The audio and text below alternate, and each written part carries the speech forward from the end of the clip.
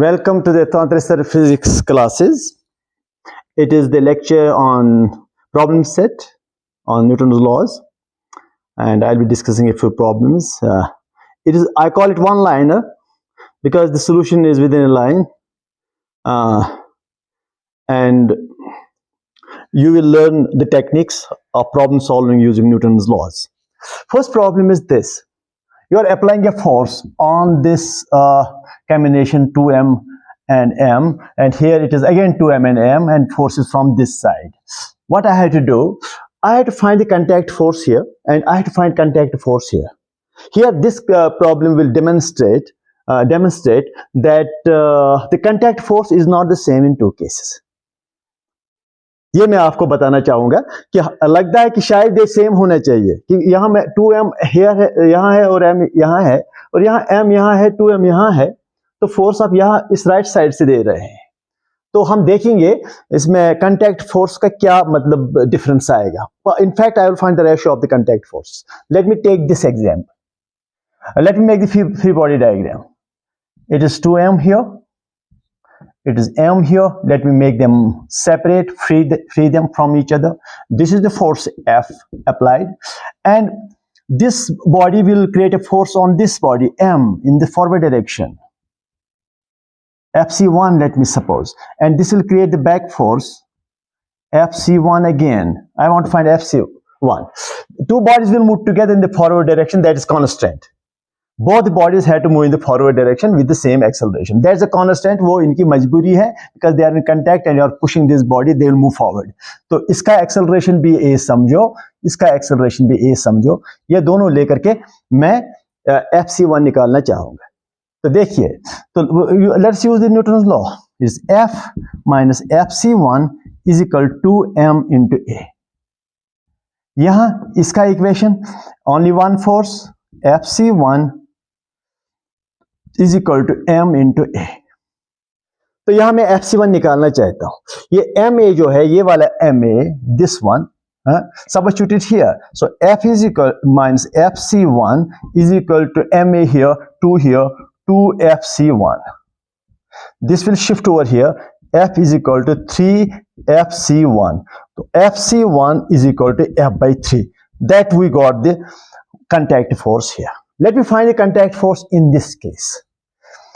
ये है, let me again make a free body diagram. ये दोनों masses में free करूंगा diagram से. तो ये mass m है और ये mass 2m है. तो यहाँ आपने force F apply किया यहाँ से. Obviously acceleration इस side होगा because force का direction वही है जो acceleration का direction है. तो यहाँ contact, this body will push this body in the left direction. तो ये Fc इस पर Fc2 कर दो. This will push back the 2m mass. This is Fc2. Now write down the equations here. So acceleration is here. Acceleration is here in the left side. So what should I write for this? F minus Fc2 is equal to ma.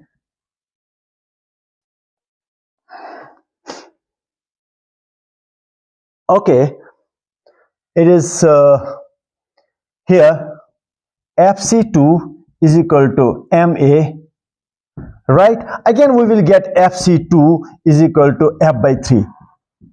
So there is no difference giving force this way or giving force this way. But if you put 2m here and m here, there will be a difference. But now here ratio is Fc1 is to Fc2 is equal to 1 is to 1. दोनों forces same हो गए. Fc1 is to Fc2 is to F by 3 is to F by 3. That is 1 is to 1. That is one part. But here, if I put it 2m here and m here, the difference will be there. Then you don't get Fc1 the same as Fc2. Okay. Now let me go to the second problem. Second one. Okay.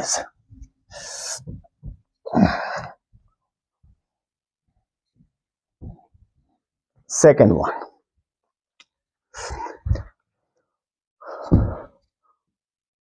It is 2 kg. It is 1 kg. Here you are applying a force of 6 Newton. here you are applying a force of 3 Newton and it is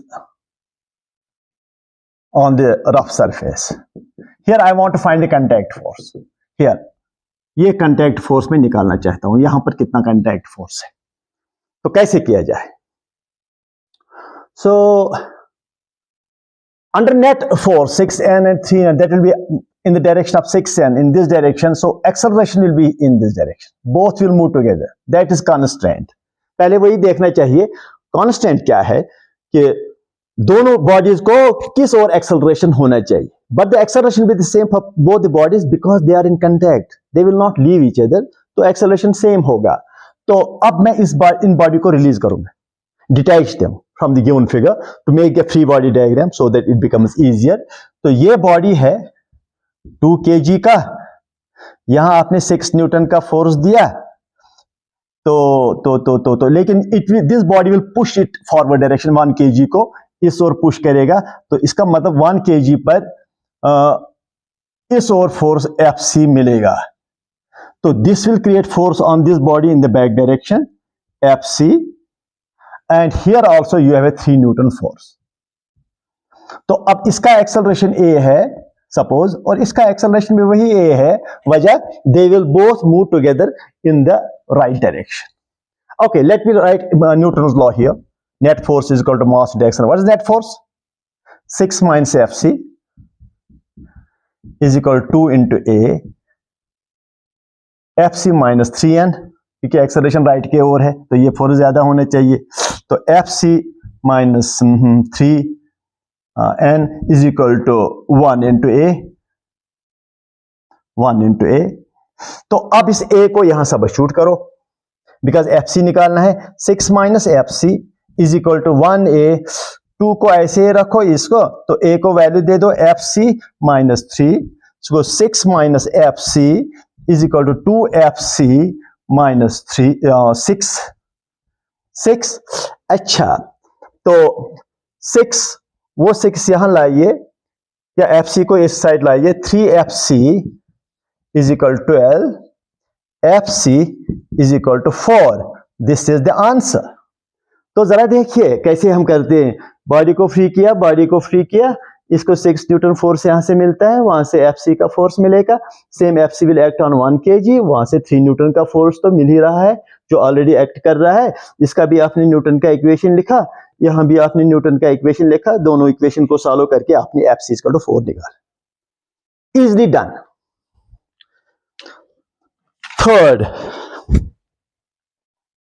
Third, okay. Third, I'm using Newton's laws to solve objectives and problems. Don't forget that. Third one.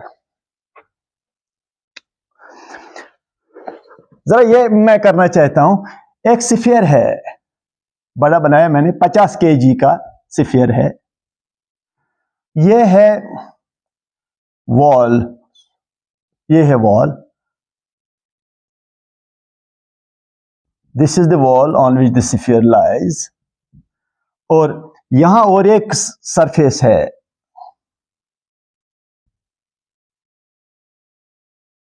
यहां और एक surface है.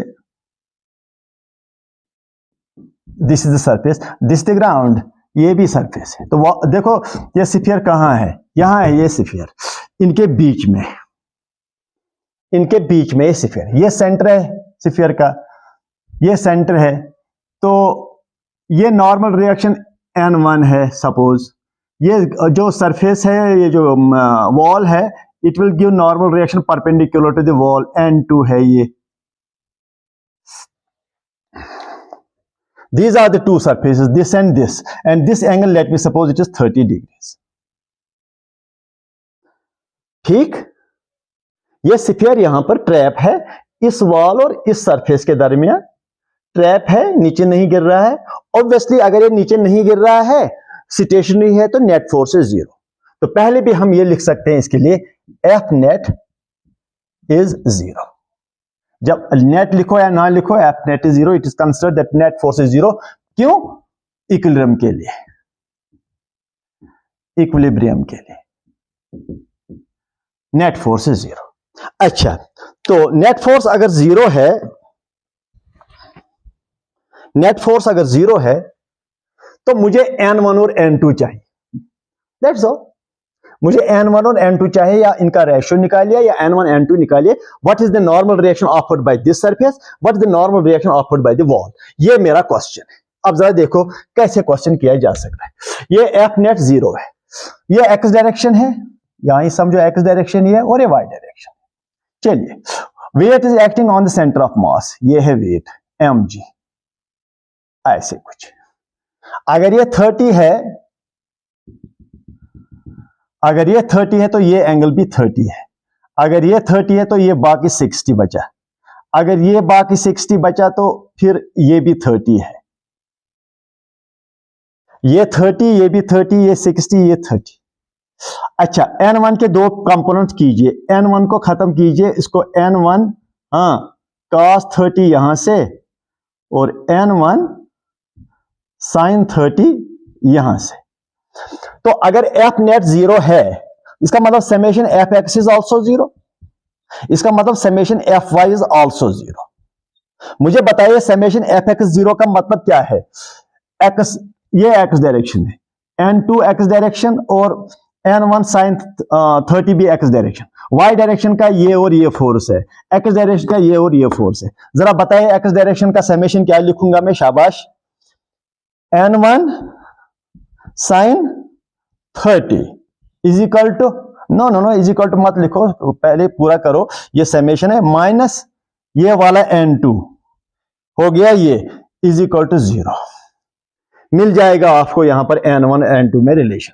अच्छा, अब दूसरा, ऊपर वाला force बताइए, ये नीचे वाला ये, तो समेशन एफ वाई किसके बराबर लिखूं, N1 cos 30 is equal to, हाँ ये वाला, minus mg is equal to 0।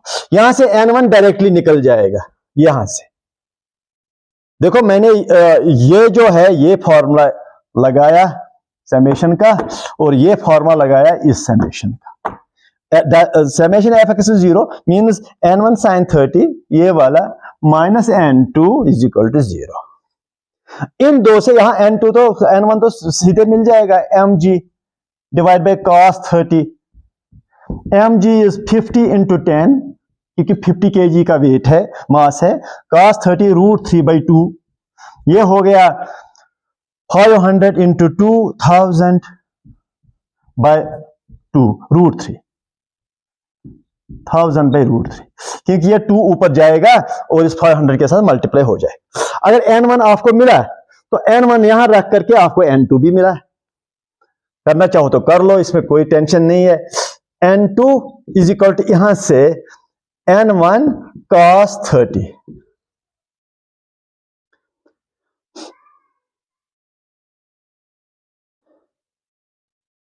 N2 is equal to N1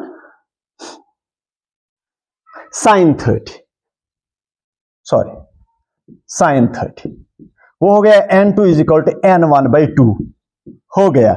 N1 यहां से निकालिए तो वो हो गया N2 is equal to N1 is that by 2, that is 500/√3 हो गया आपका आंसर।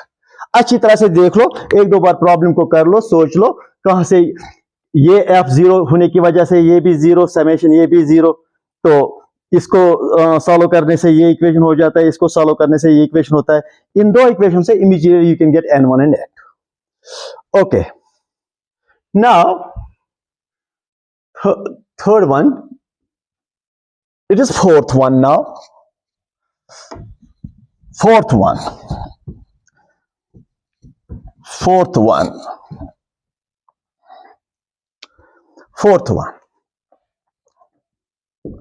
हमारे पास ये एक स्फीयर है, मैं इसको भी इक्विलिब्रियम में लाता हूं, यहां इसका एक एज है, हाँ, तो यहां और एक है,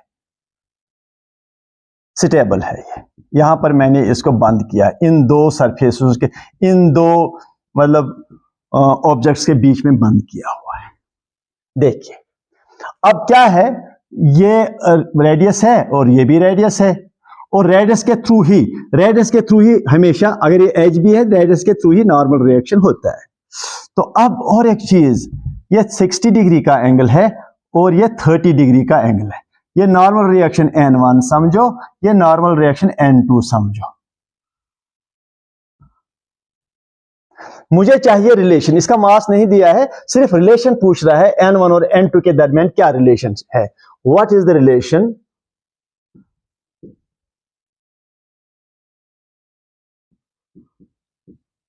बिटवीन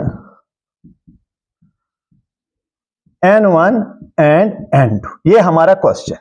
दो नॉर्मल रिएक्शंस के दरमियान क्या है रिलेशन। तो पहली बात यह कि बॉडी इक्विलिब्रियम में है, रेस्ट में है। तो अगर बॉडी रेस्ट में है तो इसका मतलब एफ नेट इज 0। अच्छा, नेट लिख ही लो। अगर एफ नेट 0 है तो sigma F X is 0, sigma fy is also 0, sigma fz is also 0, but we don't bother because it is in the two-dimensional plane. अच्छा, y axis ये है, तो x axis चलो ये है x axis, या आप x axis ये भी ले सकते हैं। तो ये जो n1 है, मैं इसके भी कंपोनेंट और दोनों की कंपोनेंट करता हूं। हैव ए लुक, ऐसे करके और ऐसे करके दो लाइन। अगर ये 60 है ये एंगल, इसका मतलब ये भी 60 है। N1 के दो component, it is N1 cos 60, तो इट इज N1 यहां से इधर N1 sin 60। तो अब इसके कंपोनेंट, अगर ये 30 डिग्री का एंगल है तो ये भी 30 डिग्री का एंगल है।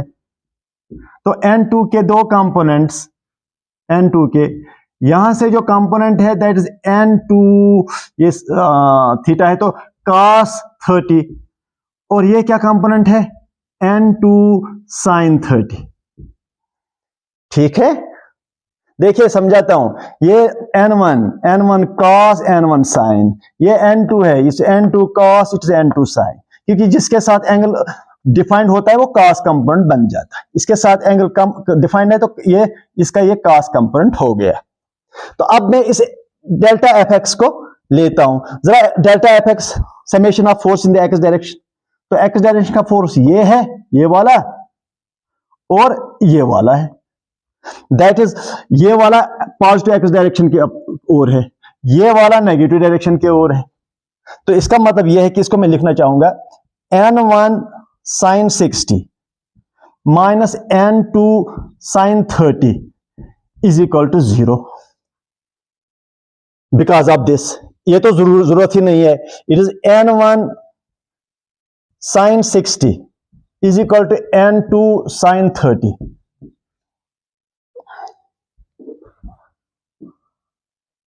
It is N1 sin 60 is root 3 by 2 is equal to N2 sin 30 is 1 by 2. ये खत्म हुआ तो मुझे मिला root 3 N1 is equal to N2। ये हमारा आंसर हो गया। जरा देखिए अच्छी तरह से, देख लीजिए अच्छी तरह से।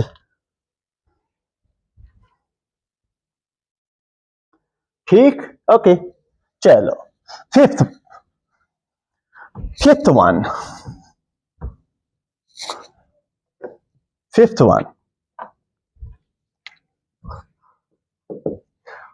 मेरे पास एक रोप है, 5 मीटर का रोप है ये। इसको मैंने यहां से फोर्स दिया, फोर्स, चलो फोर्स में देता हूं 10 न्यूटन का। ये इसका मास भी है, इस रोप का मास है बाज़ाब्ता। इसका मतलब 10 न्यूटन जो है, मुझे इस एंड से लेकर के यहां तक 1 मीटर है। मुझे इस पॉइंट पर, पॉइंट P पर टेंशन चाहिए। That is my question. What is tension? Tension eight point P, ये है हमारा क्वेश्चन। जरा देख लीजिए अच्छी तरह से। ये रोप है जिसका मास है बाज़ाब्ता। आपने 10 न्यूटन का फोर्स दिया और 1 metre to the left point P पर मुझे टेंशन निकालना है। 1 मीटर मुझे टेंशन निकालना है। तो क्या किया जाए? देखो मैं समझाता हूं आपको। जब ये 10 न्यूटन का फोर्स जो है, it will drag the whole rope in the forward direction. इसका मतलब इस पार्ट, ये जो 1 मीटर का पार्ट जो रोप है, जो इसका एक्सेलरेशन है, वही इस 4 मीटर जो रोप है, 4 मीटर का जो रोप है, उसका एक्सेलरेशन भी वही होगा, क्योंकि दे आर ड्रैग टुगेदर। हमें इस पॉइंट पर देखना है टेंशन कितना डेवलप हो। वैसे tension will be different along the rope. अब आप कहेंगे नहीं, मैंने कहा कि tension is the same all along the string. वो स्ट्रिंग था मासलेस, इसलिए वहां टेंशन सेम था ऑल अलोंग द स्ट्रिंग। यहां जो रोप है इसका मास है बाज़ाब्ता, इसलिए the tension is not same all along the rope, tension is different because of its mass. तो अब मैं क्या करूंगा, अब फ्री बॉडी डायग्राम बनाऊंगा मैं। ये 1 मीटर जो है इसको अलग कर दूंगा, और ये जो 4 मीटर है इसको अलग कर दूंगा। 4 मीटर को अलग कर दूंगा, 1 मीटर को अलग। इस पर फोर्स 10 न्यूटन है, इस पर ये 4 मीटर है। और अब टेंशन जो है, जो यहां प्रोड्यूस हुआ टेंशन इस पॉइंट पर, वो पुल करेगा इसको अवे और इसको भी अवे। यहां जो टेंशन प्रोड्यूस होगा वो इस पार्ट पर लेफ्ट की ओर एक्ट करेगा और इस पार्ट को राइट की ओर एक्ट करेगा, because tension always pulls away from the body. T away from this body, T away from this body. तो अब जरा न्यूटन लॉ लगाइए, इसको न्यूटन लॉ लगाइए। 10 minus T is equal to M A, mass, 1 metre का mass. क्या है 1 metre का मास? चलो, lambda is the mass per unit length. Lambda is the mass per unit length. 1 metre का मास समझो लैम्डा है। 1 मीटर का क्या है? Into 1 into acceleration, where lambda is mass by length, mass by length. ठीक, तो इसका इक्वेशन क्या लिखोगे? Only T is equal to lambda mass per unit length into 4 into A. अब यहां से ए निकालकर यहां रख दो, combining these two equations. 10 minus T is equal to lambda, A का क्या लिखूं, या लैम्डा ए ही सारा, lambda A T by 4, lambda ए, यहां लैम्डा ए टी बाई 4। तो यहां से मुझे मिलेगा 10 इज इक्वल टू, टी को यहां रखो, that is T by 4, it is 5 T by 4। तो T is equal to 40 by 5, that is 8 newtons. यहां 8 न्यूटन का टेंशन है। आगे जाकर टेंशन डिक्रीज होकर के इस एंड पर टेंशन 0 हो जाएगा।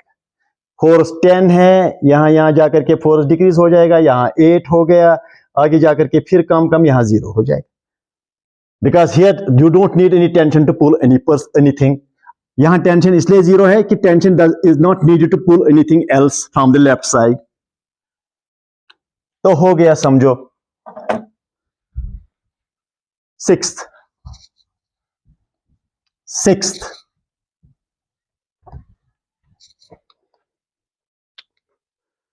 don't forget that I am giving you the examples involving Newton's laws. तो अगर मेरे पास मोमेंटम है, that's a plus bt square, this is momentum equation, मैं लिखूंगा मोमेंटम इक्वेशन, मोमेंटम इक्वेशन, ये है मोमेंटम इक्वेशन। और इस इक्वेशन से यही पता चलता है कि momentum is a function of T square of the time, is proportional to the square of the time. Right? So what is the question? What is the force? What is the force on the object? उस object पर जिसका ये momentum है at time t is equal to 2 seconds. A is equal to 2, B is equal to 4. Units यहां से ही किए जा सकते हैं। Let me not go into the units. A is equal to, B is equal to 4, units यहां से adjust किए जा सकते हैं। तो क्या किया जाए? कुछ भी नहीं, देखो आपको सिर्फ मोमेंटम को जो है डिफरेंशिएट करना होगा। You know force is equal to dp by dt, it is d by dt। Okay, momentum का सब्स्टिट्यूट कर लो, a plus B T square, ये हुआ F इक्वल टू, इसका differentiation 0 plus B T square का 2bt, F is equal to 2. What is B? That's 4. What is T? That's 2. 16 newtons. Answer. So once if you are given momentum, then obviously you understand my point. If you are given momentum, you can just differentiate, get the force. Okay. Now, seventh. Okay, sixth. It's a balloon.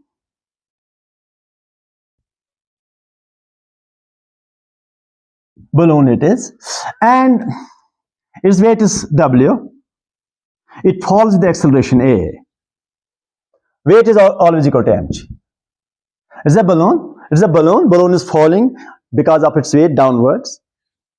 It is falling with the acceleration A. My question is, अगर weight W is equal to mg है, इसका mass m है, तो acceleration A है. What is the drag force in the upward direction? ये मुझे drag force चाहिए. F, drag force. This drag force may be because of the air buoyancy, it may be because of the friction, लेकिन drag force है. Otherwise, अगर इसका free fall होगा, तो obviously ये AG के बराबर होगा. So let me use the Newton's law. So Newton's law is net force mg minus F, that is the net force, is equal to ma. F is equal to mg minus ma. Mg common, 1 minus a by g. Look at this, mg common, it will be 1 minus a by g. F equal to mg is weight, that one, 1 minus a by g. That is the answer. Question easily done within one line. Basic equation and one step. Sixth. It was the seventh problem, I think. It was seventh one. Okay. Now, eighth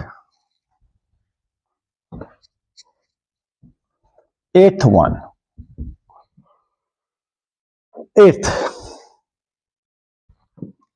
There is an object falling down to the ground.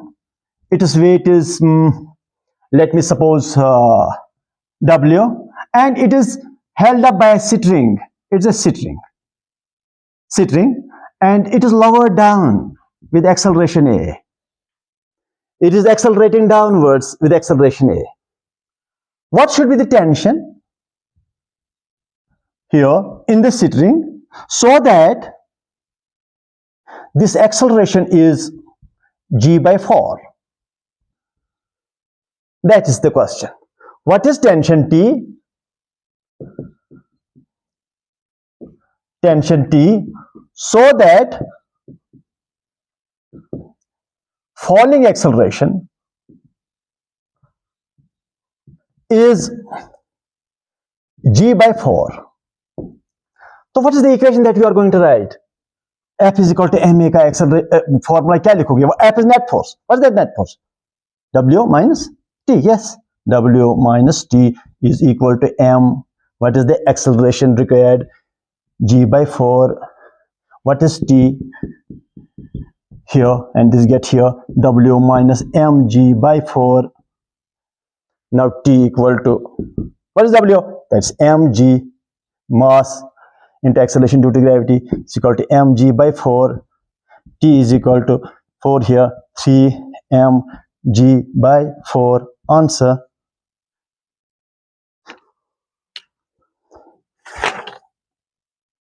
Ninth, one-liners, only one-liner objectives in the problems, if you have a clear concept about how to use Newton's law. Okay.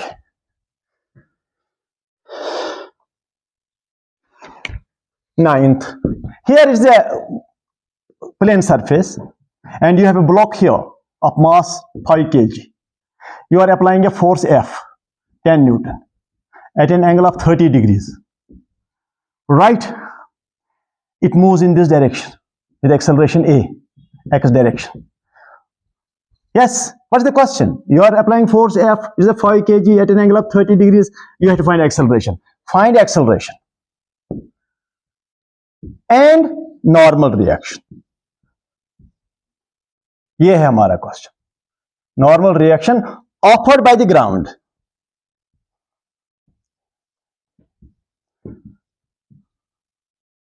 Look at the question offered by the ground. तो क्या किया जाए? तो पहले x direction में, okay, इसके दो pieces कर दीजिए। यहां हो गया 10 cos 30 और यहां कितना हुआ 10 sin 30। तो नीचे की ओर mg फोर्स। अब ये नीचे की ओर mg फोर्स है, अगर इस फोर्स की वजह से नीचे घिसेगा, नीचे इस डाउन हो जाएगा, इसलिए ये जो अर्थ है it will give normal reaction upward. तो अब बताइए what should be summation of F X क्या लिखूंगा मैं? देखिए समेशन ऑफ एफ एक्स, जरा बताइए समेशन ऑफ एफ एक्स क्या लिखूंगा? M A X, because motion is in the X direction. चलो पहले मैं ये कर लूंगा सॉल्व, फिर मैं समेशन ऑफ एफ वाई भी दिखाऊंगा आपको उसका क्या करेंगे। पहले बताइए इस डायरेक्शन में क्या फोर्स है? What is summation of F X? कितने फोर्सेस है? 10 cos 30 is equal to m 5 a x, इस डायरेक्शन में acceleration, that is a x is equal to 10 √3/2 divide by 5। This is √3 only because 2 5 10 cancels, तो मिला मुझे ax। लेकिन can you tell me what is f sigma summation F Y इस direction का? Summation of y forces, summation of y forces is 0 because there is no motion in the vertical direction. Vertical direction में motion ही नहीं है, इसका मतलब vertical direction का net force 0 है। तो what is force in the downward direction? Upward is this and this. Go n plus what? N plus what?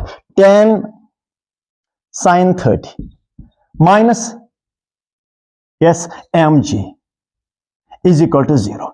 Vertical forces जो है वाई डायरेक्शन के फोर्सेस बैलेंस हो जाते हैं, क्योंकि वाई डायरेक्शन में कोई एक्सेलरेशन नहीं है, इसलिए मैंने राइट साइड पे 0 लिखा। तो n is equal to M G, right side को माइनस 10 sin 30, ये हुआ 5 इंटू 10 माइनस 10 इंटू 1/2,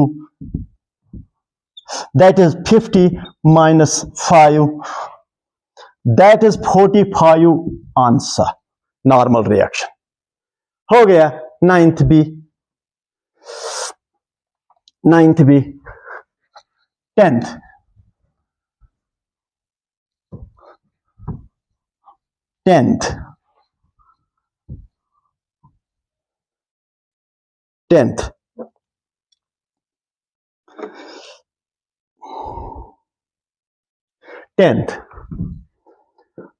ये मैंने एक इनक्लाइन बना दिया ऐसे 10 kg का। यहां मैं फोर्स ऐसे देना चाहूंगा, ऐसे 20 न्यूटन का। ये 30 डिग्री का एंगल है। बताइए एक्सेलरेशन कितना और किस ओर होगा? पहली बात यह है कि ये जो ब्लॉक है इसको आपने 20 न्यूटन का फोर्स इस तरह से दे दिया, लेकिन ब्लॉक जो है it will not go down because it will not penetrate the earth. ये अर्थ को पेनिट्रेट नहीं करेगा। इसका मोशन का जो फ्रीडम है वो ये है, वो एक्सेलरेशन बहरहाल ही होगा ax। एक्सेलरेशन इस डायरेक्शन में नहीं होगा क्योंकि ये इसको यहां पेनिट्रेट होने का फ्रीडम नहीं है, इसको यहां जाने का फ्रीडम है, तो ये कांस्टेंट में आता है। अब जरा देखो मैं आपको समझाता हूं। सो वर्टिकल डायरेक्शन में ये इक्विलिब्रियम में है, ये अगर मोशन में है, एक्सेलरेशन में है, ये हॉरिजॉन्टल डायरेक्शन में है, वर्टिकल में ये इक्विलिब्रियम है। उसमें उस वक्त में हम नॉर्मल रिएक्शन भी निकाल सकते हैं। चलो, एक तो नॉर्मल रिएक्शन निकालना है, दूसरा हमें एक्सेलरेशन भी निकालना है। देखिए मैं कैसे करता हूं। देखिए पहले शायद एक्सेलरेशन ही निकल आए। तो पहली बात यह है ये हॉरिजॉन्टल और ये वर्टिकल ऐसे। अगर ये 30 डिग्री का एंगल है तो ये कौन सा एंगल हुआ? शाबाश। ये लाइन इसको परपेंडिकुलर है और ये लाइन इसको परपेंडिकुलर है। ये दो का एंगल 30 है तो ये भी 30 है। अगर ऐसे भी मान के चलो, ये 30, ये 60, ये 90, ये 30। अच्छा, अब इसका कंपोनेंट कीजिए। यहां से कितना कंपोनेंट? 20 cos 30। यहां से कौन सा कंपोनेंट? 20 sin 30। अच्छा, ये फोर्स इस डायरेक्शन में है तो इस डायरेक्शन में जाने का फ्रीडम है, जाएगा मतलब मोशन करेगा, लेकिन इस डायरेक्शन का जो फोर्स है वो इस ऑब्जेक्ट को नीचे पुश करने की कोशिश करेगा, लेकिन जमीन के अंदर ये घुसेगा नहीं, इसलिए the ground will give a normal reaction upwards. तो जरा मुझे बताइए समेशन एफ एक्स किसके बराबर है? एम ए एक्स, क्योंकि बॉडी इक्विलिब्रियम में नहीं है तो जीरो नहीं लिख सकते। Body is not under equilibrium in the horizontal direction, तो what is summation F x?